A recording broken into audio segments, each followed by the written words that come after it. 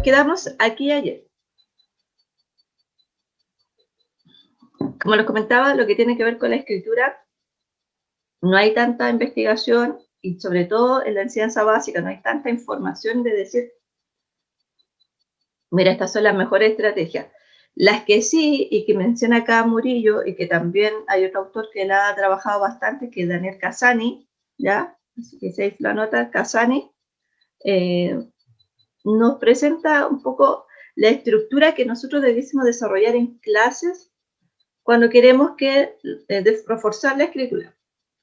Por ejemplo, si vamos a pedirle a los chicos que realicen un informe, por ejemplo, en torno, por ejemplo, a sustentabilidad, por ejemplo, en sustentabilidad o vida sustentable, por ejemplo, o de nutrición, yo tendría que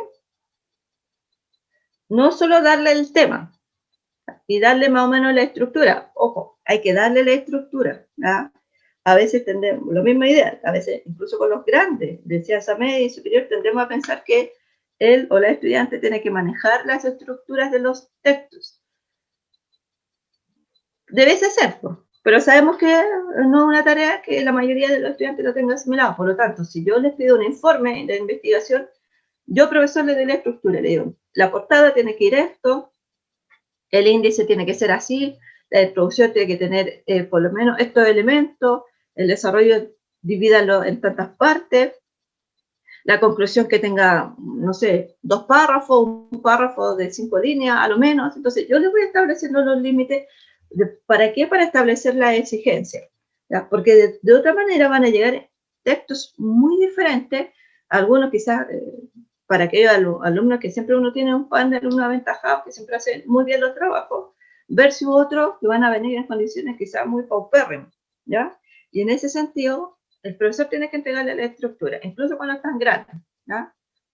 Incluso si alguno de ustedes imparte clases en educación media, por ejemplo, también uno tiene que entregarle la estructura, ¿ya? Esa es una estrategia, ¿ya? No que adivinen los chicos lo que tienen que hacer. ¿Por qué? Por lo que va a pasar eso. Algunos van a llegar con un trabajo muy completo y otros no, ¿ya? Entonces, si nosotros le pedimos a los alumnos que nuestra asignatura escriban un informe, le entrego la estructura, le entrego la pauta, por ejemplo, por rúbrica, una escala de apreciación, o quizás si es un informe o un texto más o menos simple que hacer quizás en una clase, una pauta de cotejo, por último que los chicos vayan haciendo como revisando si cumple o no cumple. Le damos la tarea, le damos los temas o que ellos elijan el tema y los ayudamos a planificar el texto.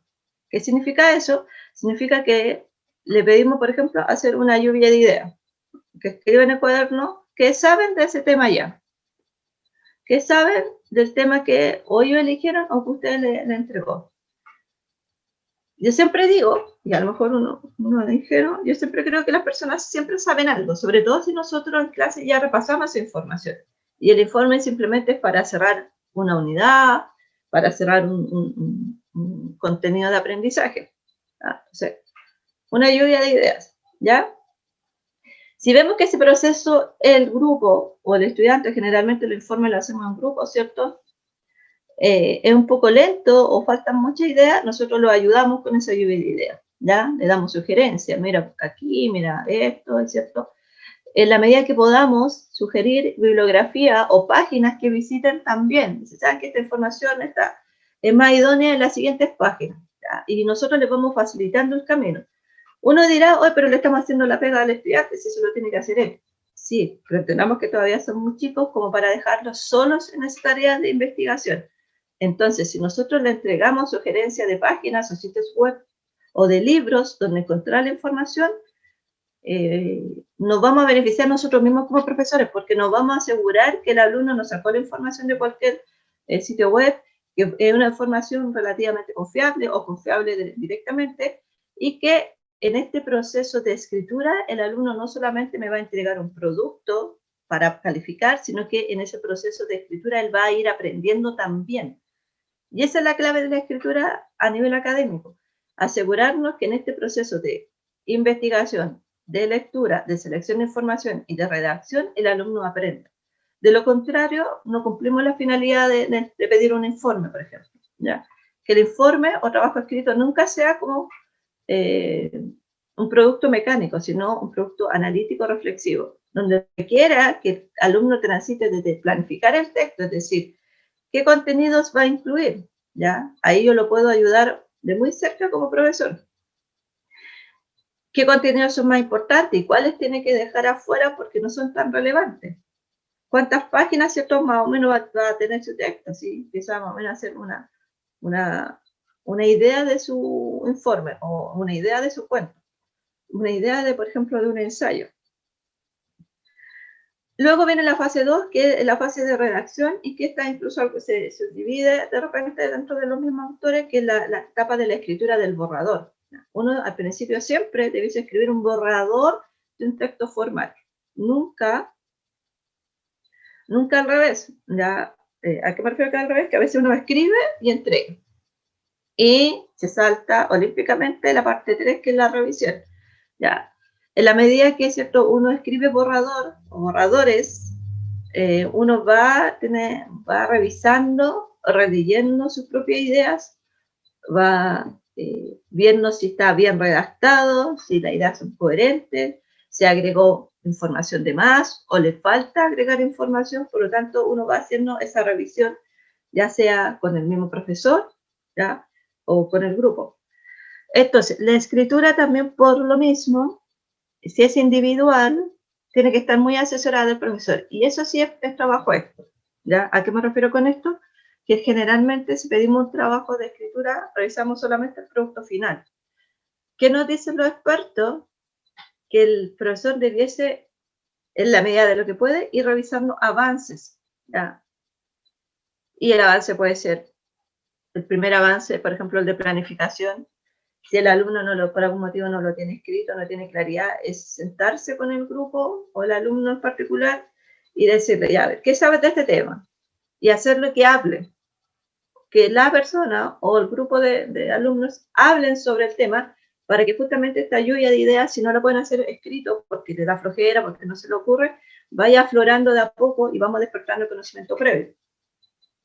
Y ahí nosotros lo empezamos a asesorar. Y cuando ya el proceso de escritura de borrador o borradores, ir tratando de hacer una revisión bastante rápida, de primero que si los contenidos que usted le está pidiendo están en el texto, si no están, hacérselo ver, mira, te falta tal contenido, tal información es relevante y no la ha agregado. O al revés, ¿cierto? Mira, te está sobrando información, no es por aquí, te estás alejando del tema, vuelve, y uno lo hace, ¿cierto?, como retornar al centro del tema del cual tiene que escribir. También en esta corrección o retroalimentación que nosotros tenemos que darle al estudiante, tenemos que decirle, por ejemplo, si la idea se entiende o no, porque quizá la persona, si te la dice de manera oral, es como clara la idea, pero cuando la lleva a la escritura no se entiende, queda como incoherente. Entonces, decirle, mira, esta idea no se entiende, y pedirle que la vuelva a formular. Entonces, este proceso de revisión es tanto individual, es tanto del grupo, si es el grupo, pero también es parte del profesor en el tránsito a este trabajo final que uno quiere revisar. Insisto, termina siendo más trabajo para todos, por supuesto que sí, pero lo que nosotros queremos desarrollar es que se transformen en escritores de diferentes tipos de textos, ya desde un texto como una noticia, un cuento, un ensayo, un informe académico, etc. En este proceso de revisión, profesores, no nos quedemos solamente con chequear la ortografía, que a veces es la tentación que tenemos todos, y chequearnos si está bien o mal escrita una palabra. Por supuesto que es un punto relevante, pero la escritura no es el más importante. Ese proceso de ortografía debiese estar más chequeado al final, ¿ya? Porque a veces cometemos el error de enfocarnos solo en la ortografía y nos olvidamos de desarrollar bien las ideas, nosotros como escritores. Entonces, en ese contexto, si otro viene y solamente me hace observaciones en relación a que escribí mal una palabra, yo me puedo quedar que ese es el único error que tengo. Sin embargo, si el otro me dice, mira, sabes que esta idea no se entiende, te estás alejando de la temática central, te falta información, etcétera, o te sobra información, yo estoy tributando a que ese texto quede bien escrito al final. ¿ya?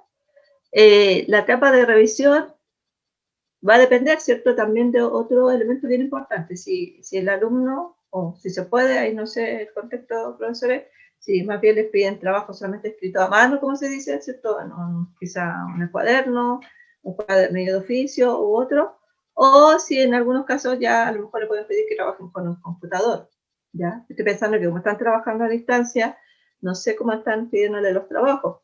Y desde ese sentido, si cuando uno ya trabaja con el computador, punto importante es revisar la edición del texto, ¿ya? Es decir, tipografía ya, interlineado, márgenes, cosas que a veces se relacionan más con la estética de la escritura que con el texto en sí. Es un elemento más, ¿ya? No es que solamente nos enfoquemos en eso, es un elemento más dentro de esta revisión o edición final, ¿ya? Pero dentro de lo más importante de la escritura, tenemos que chequear que el texto sea coherente, es decir, que las ideas estén bien planteadas, que estén bien unidas una con otra, por lo tanto que estén bien cohesionados. La cohesión en un texto lo da la sintaxis, es decir, la gramática. ¿Ah? Es decir, una oración con otra oración, que estén divididas en párrafos, el uso de puntuación, el uso de conectores. Y recuerden que ayer mencioné que cuando uno lee, siempre tiene que lograr identificar una idea por párrafo. Lo mismo cuando uno escribe. Y ese es un consejo para nosotros, igual aunque seamos adultos. Usted si tiene que escribir 3 ideas en un texto, mínimo tiene que tener 3 párrafos, ¿ya? Entonces, nunca formular todas las ideas en el mismo párrafo. Lo que no tiene que haber es un párrafo de 20 líneas, ¿ya? Un párrafo, cuando uno escribe, debiese partir de unas 4 líneas, como mínimo, 3 o 4 líneas, a 8 líneas en promedio, máximo 10. Estoy pensando que quizás cuando hicimos nuestra tesis de título, ahí sí desarrollamos ideas extensamente, con fundamentos, con ejemplos, y por supuesto que ahí ese tipo de redacción de texto tan complejo como una tesis de grado implica, ¿cierto?, una redacción súper detallada, ¿ya? Sobre todo porque generalmente no la revisa solo un profesor, sino que más de uno. Y en ese sentido, claro, ahí sí quizás nos preocupamos de que se cumpla esta regla de una idea por párrafo, un párrafo en promedio, o sea, en un rango de 4 líneas a 8, 10 máxima. Pero, por ejemplo, cuando vemos un texto de una hoja del alumno donde no hay ningún párrafo, no hay ninguna coma, ningún punto, ese texto está mal escrito, ¿ya? Entonces, un tips o consejo que le pueden dar al estudiante es que en esta famosa lluvia de idea inicial, que lo vamos a pedir en la planificación, vaya determinando cuántas ideas va a desarrollar y hacerle ver que en esa idea, si son varias, cada una le escriba en párrafos diferentes, ¿no? Vuelvo a repetir. Hacerle ver que si tiene 3, 4, 5, 6 ideas planteadas, cada una de esas ideas tendría que estar escrita en párrafos diferentes, ya sea en un texto que yo vaya a escribir en la clase, así, una opinión personal. ¿Cierto? Yo le digo, ya chicos, comenten el texto que leyeron. Profe, que le pasa que yo no tengo una idea, tengo varias ideas, ya pues, escríbala, pero cada idea en diferentes párrafos. Ya, primer consejo que le va a servir por el resto de la vida al estudiante. ¿Ya? Cuando usted le pide resumir un texto de una lectura al estudiante, asesórelo que chequee lo que subrayó. Se supone que usted le pidió que durante la lectura fuese subrayando la idea más importante. Pues no. ¿Cierto? Durante la lectura, usted le pidió al estudiante que mientras vaya leyendo, destaque la idea o nombres o fechas más importantes. ¿Ya? Para escribir el resumen, le puede pedir al estudiante que vuelva al texto y que chequee aquello que subrayó. Esa misma información la puede llevar al resumen. Casi cortando y pegando. Es decir, si en el párrafo subrayó una frase, quizás va a partir con esa frase. Por supuesto que usted le tiene que decir que tiene que empezar a mezclar con los conectores, no sé, en primer lugar, en segundo lugar, en tercer lugar, en resumen, por lo tanto, sin embargo, es decir, quizás va a depender, ¿cierto?, del texto, de lo que quiera decir, los conectores que va a ir agregando, ¿ya? Y si dentro de esta misma lógica Por ejemplo, nosotros le pedimos quizá al alumno que leyera solamente una hoja completa, la cara de una hoja. En una hoja, lo más seguro que vamos a encontrar un texto con unos 3, 4 párrafos. Entonces, ahí tenemos que pedirle que el alumno identifique cuáles son esas ideas por párrafo y las escriba. ¿Ya? Al principio, si quieren, le podemos pedir que la escriba de manera suelta. Idea 1, idea 2, idea 3, o párrafo 1, idea tanto, párrafo 2, idea tanto, párrafo 3, idea tanto. ¿Ya? Entonces, ahí también lo estamos ayudando a desarrollar comprensión de lectura, capacidad de extraer información y de sintetizarla. Entonces, sería una buena idea. Párrafo 1, idea 1. Párrafo 2, idea 2. Párrafo 3, idea 3. Y así, no cuento la cantidad de párrafos. Y como va a ir anotando la idea, después simplemente le pedimos que las vaya uniendo por puntos seguidos, algún conector o puntos aparte, depende de la extensión del texto. ¿Ya? Entonces, la escritura tiene que tener esa lógica. ¿Ya? Planifico, escribo borrador, el profesor o el grupo, mi compañero, me revisa el texto para ver si se entiende, me realiza las observaciones necesarias para corregir si hay que corregir. Me enfoco principalmente en si las ideas están y si se entiende. Si no se entiende, le tengo que pedir que la vuelva a escribir. ¿Ya? ¿Cuántas veces? La verdad que deben ser las veces que fuese necesario, hasta que el texto quede bien. Lo importante de la escritura es lograr que el mismo escritor, en este caso el estudiante, quede como conforme con su texto. ¿Ya?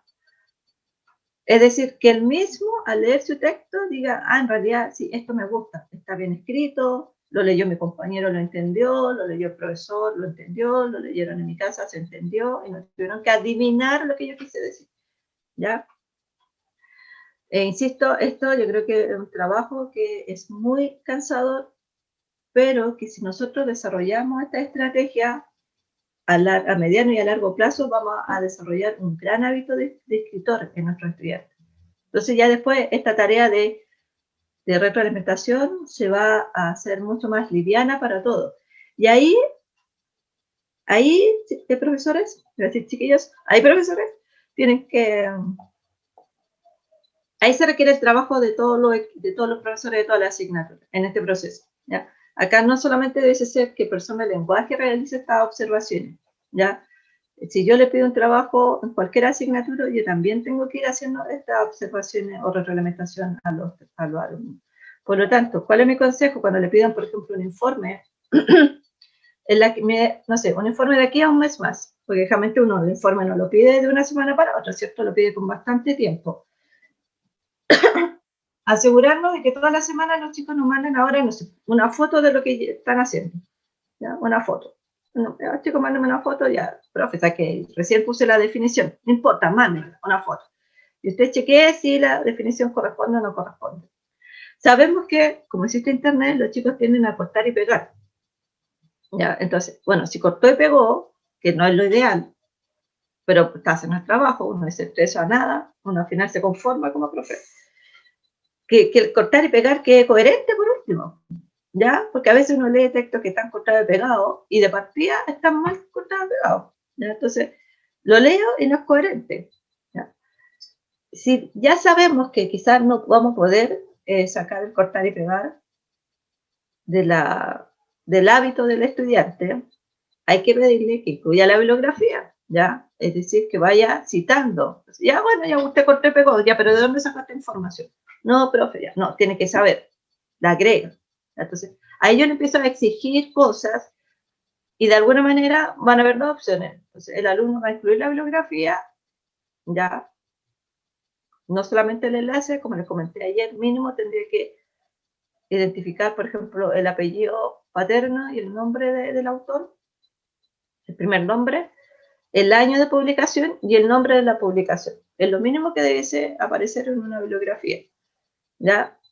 Lo más seguro es que el alumno no sepa citar, pero lo mínimo que yo debiese pedirle es que si sacó algo textual, si sacó todo, estamos perdidos, pero si sacó frases o ideas solamente sueltas, lo escriba entre comillas, por ejemplo.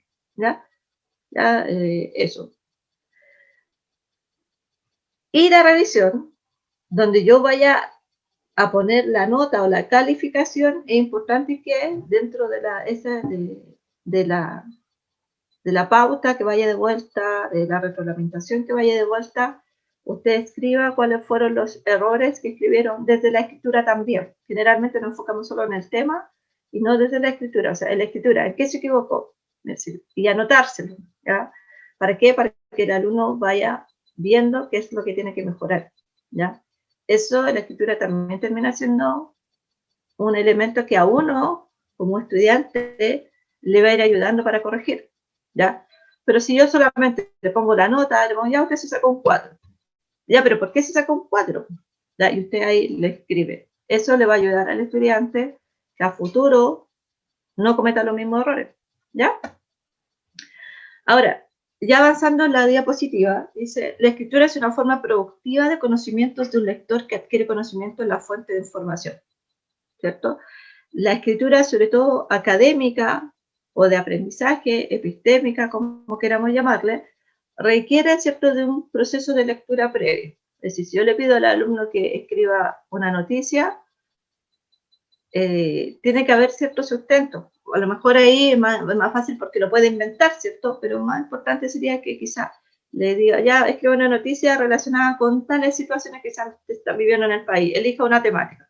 Invente, si quiere, ¿ya? Si le pedimos que escriba un cuento, que clarifique, por ejemplo, cuál va a ser la historia principal, quiénes van a ser los personajes, ¿ya? ¿Cómo le gustaría que fueran esos personajes? Pero si ya le pido, por ejemplo, un texto como un informe o un ensayo, yo ahí ya es mucho más concreto, pero ya, bueno, ¿cuál es la temática? Esta se divide en tanto, ¿de dónde va a sacar información? Le recomiendo este texto, esta información está entre la página 20 a la 50 del libro tanto, ¿ya? Guiarlo con eso. Porque de lo contrario, el alumno o la alumna va a llegar con cualquier información y en ese sentido, nosotros cuando revisemos ese texto, entre comillas, casi estamos perdiendo el tiempo, ¿ya? Y simplemente le vamos a poner una nota suficiente y no se va a cumplir el objetivo de la escritura, que es que aprenda contenido y que aprenda a escribir, ¿ya? Es decir, que aprenda a comunicar una idea.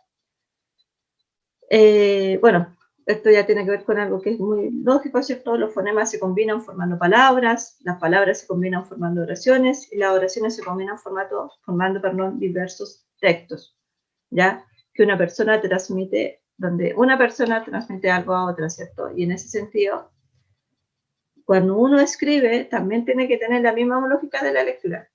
¿Cuál es el propósito del texto que estoy escribiendo? ¿Qué estoy haciendo? Explicando una idea, informando a otros sobre un acontecer, estoy defendiendo una idea, estoy dando mi opinión, estoy relatando una historia, un cuento, ¿ya? Entonces, también cuando yo escribo tengo que tener esa claridad. ¿Cuál es el propósito de mi texto? ¿Qué busca? Y ahí es donde también nosotros tenemos que ayudarlo, ¿ya? Y vuelvo a decir, no esperar que el alumno adivine lo que tiene que hacer. Uno dice, ya escribo una noticia, ya, pero ¿qué elementos debe tener la noticia como básico? ¿Ya? Y ahí yo le puedo dar los elementos y decir, ya, para esta noticia necesito que tenga mínimo estos 3 elementos. ¿Ya? Para la opinión que le estoy solicitando, mínimo le pido que justifique con dos argumentos, ¿ya? O 2 sustentos, ¿ya? Y ahí usted por último le da el ejemplo, ¿ya?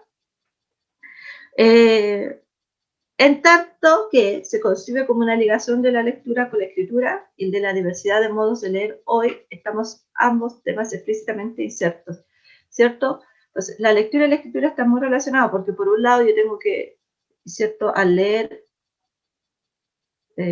descifrar lo que otro escritor dijo, y en el fondo cuando yo escribo también tengo que no olvidar eso. Yo siempre escribo para un tercero, ¿ya? Siempre hay alguien que va a leer mi texto, ya sea el profesor, mis compañeros, mi familia, la comunidad, pero esa información ahí es súper precisa.